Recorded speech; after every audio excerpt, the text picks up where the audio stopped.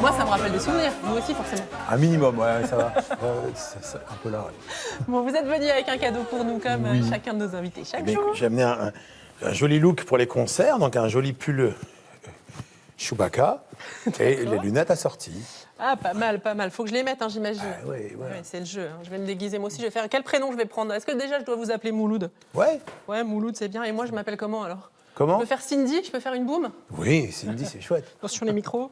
C'est bien ou pas? C'est parfait. Ah, c'est parfait. Bon, je veux pas le garder trop longtemps. Merci beaucoup. En tout cas, c'est collector. Eh oui. Merci, je le garde pour moi. Non, c'est pas vrai. On va le mettre dans le décor avec tous les objets offerts par nos invités au fil de la saison. Mais le temps de l'émission, on va déposer ça sur notre cube. Voilà. Les lunettes aussi. Merci beaucoup, Franck. Et puis, nous aussi, on a une petite attention pour vous, parce que vous m'avez dit que vous adoriez les maquereaux au poivre. Mais est-ce que c'est vrai ou est-ce que c'est une blague? Non, comme vous dites toujours un peu n'importe quoi, oui, on ne sait jamais si c'est vrai ou pas vrai.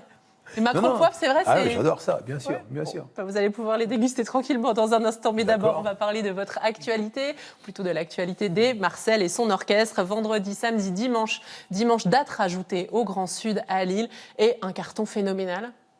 Vous relancez. Alors déjà, pourquoi? Pourquoi maintenant? Tant mieux, hein, mais parce que pour financer la révolution.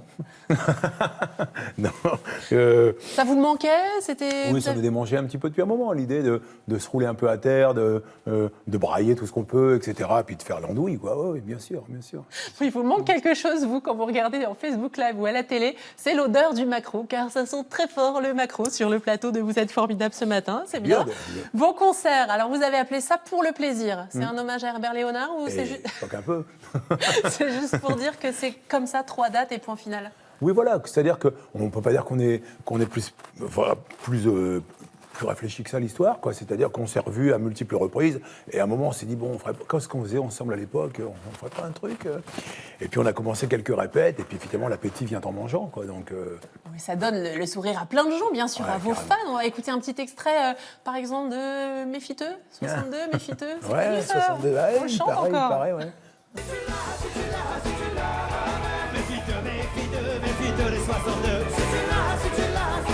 Il y a beaucoup de vos chansons comme ça que les gens continuent de fredonner ou de dire dans des moments pour s'amuser aussi, pendant les fêtes. J'étais étonné. Oui, et puis bon, donc, et puis ça dépend des publics, parce que finalement, il y a le côté déconne, il y a le côté dénonce, et puis il y a le côté bon esprit, enfin voilà. Et puis un peu, on a joué un petit peu avec l'amour, les sentiments, même si on est plutôt pudique, c'est peut-être pour ça qu'on se déguise d'ailleurs.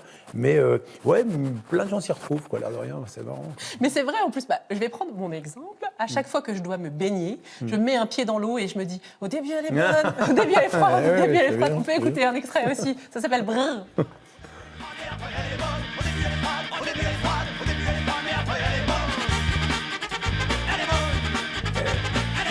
Collector aussi, c'est des chansons que vous avez chantées sur scène? Oui, disons que effectivement, ce qui change d'habitude, c'est que habituellement on sort un nouvel album, donc on présente nos nouveaux bébés, nos nouveaux titres, et puis on construit une liste autour du nouvel album.